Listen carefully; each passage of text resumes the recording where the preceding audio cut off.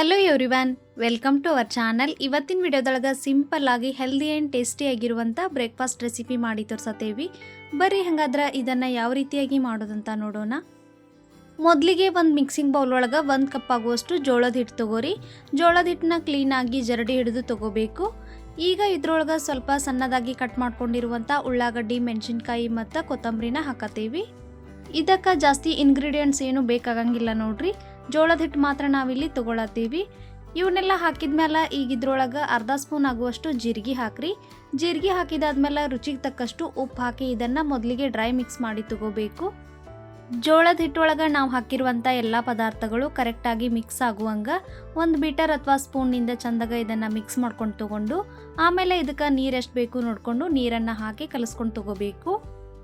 ಹಿಟ್ಟು ಯಾವ ಕಪ್ಲಿಂದ ತೊಗೊಂಡಿದ್ದೀವಿ ನೋಡ್ರಿ, ಅದೇ ಕಪ್ ಅಳತೆಯಿಂದ 2 ಕಪ್ ಆಗುವಷ್ಟು ನೀರು ಹಾಕಿ ಇದನ್ನು ಮಿಕ್ಸ್ ಮಾಡ್ಕೊಂಡು ತೊಗೊಳತ್ತೀವಿ. ಮೊದಲಿಗೆ 2 ಕಪ್ ನೀರು ಹಾಕ್ರಿ, ಆಮೇಲೆ ಕಡಿಮೆ ಬಿದ್ದರೆ ಇನ್ನೊಂದು ಸ್ವಲ್ಪ ನೀರು ಹಾಕೋಬಹುದು. ಇದನ್ನು ನಾವು ನೀರು ದೋಸೆ ಥರ ಮಾಡತ್ತಿರೋದ್ರಿಂದ ಇದಕ್ಕೆ ಇನ್ನೂ ಸ್ವಲ್ಪ ನೀರು ಬೇಕಾಗ್ತೈತಿ. ಹಾಗಾಗಿ ಇನ್ನೊಂದು ಕಪ್ ಆಗುವಷ್ಟು ನಾವಿಲ್ಲಿ ನೀರು ಹಾಕತ್ತೀವಿ. ನೀರು ಹಾಕಿದಾದ್ಮೇಲೆ ಇನ್ನೊಂದು ಸಲ ಇದನ್ನು ನೀಟಾಗಿ ಕಲಿಸ್ಕೊಂಡು ತಗೋರಿ. ಭಾಳ ಸಿಂಪಲ್ ಆಗಿ ಮಾಡ್ಕೋಬಹುದಾದಂಥ ಒಂದು ಬ್ರೇಕ್ಫಾಸ್ಟ್ ರೆಸಿಪಿ ನೋಡ್ರಿ ಇದು. ಈಗ ನೋಡ್ರಿ ಇದನ್ನೆಲ್ಲ ಕರೆಕ್ಟಾಗಿ ಮಿಕ್ಸ್ ಮಾಡ್ಕೊಂಡಾದ್ಮೇಲೆ ಒಂದು ಪ್ಲೇಟ್ ಮುಚ್ಚಿ ಇದನ್ನು 5 ನಿಮಿಷ ನೆನೆಸಿಡ್ರಿ. ಇದನ್ನು ಹಿಂಗಾನು ಮಾಡ್ಕೋಬಹುದು, ಇಲ್ಲ ಟೈಮ್ ಇದ್ರೆ 5 ನಿಮಿಷ ನೆನೆಸಿಡ್ಬೋದು. 5 ನಿಮಿಷ ಆದ್ಮೇಲೆ ನೋಡ್ರಿ ಹಿಟ್ಟು ಕೆಳಗೆ ಹೋಗಿರ್ತೈತಿ, ನೀರ ಮ್ಯಾಲ ಬಂದು ನಿಂತಿರ್ತೈತಿ.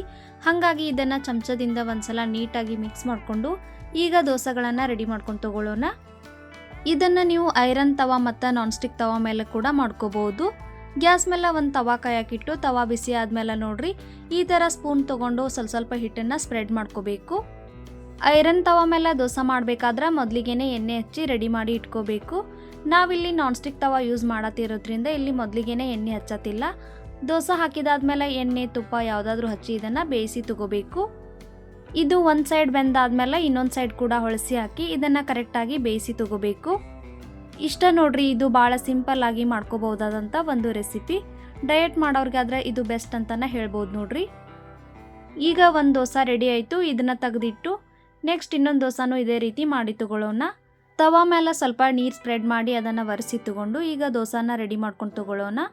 ಪ್ರತಿ ದೋಸೆ ಹಾಕಬೇಕಾದ್ರೂ ಈ ಥರ ಒಂದ್ಸಲ ಮಿಕ್ಸ್ ಮಾಡ್ಕೊಂಡು ತಗೋರಿ, ಯಾಕಂದ್ರೆ ಮೇಲೆ ನೀರು ಕೆಳಗಡೆ ಹಿಟ್ಟು ಕುಂತಿರ್ತೈತಿ. ಹಾಗಾಗಿ ಇದನ್ನು ನೀಟಾಗಿ ಮಿಕ್ಸ್ ಮಾಡಿಕೊಂಡು ದೋಸೆ ಹಾಕಿ ತಗೋಬೇಕು. ಈ ದೋಸೆ ಜೊತೆಗೆ ಟೊಮೆಟೊ ಚಟ್ನಿ, ಕೊಬ್ಬರಿ ಚಟ್ನಿ ಯಾವುದಾದ್ರೂ ನೀವು ಕಾಂಬಿನೇಷನ್ನ ಮಾಡಿಕೊಂಡು ತಿನ್ಬೋದು. ಇವತ್ತಿನ ಈ ರೆಸಿಪಿ ನಿಮ್ಗೆ ಇಷ್ಟ ಆಗಿದ್ರೆ ವಿಡಿಯೋನ ಲೈಕ್ ಮಾಡಿರಿ.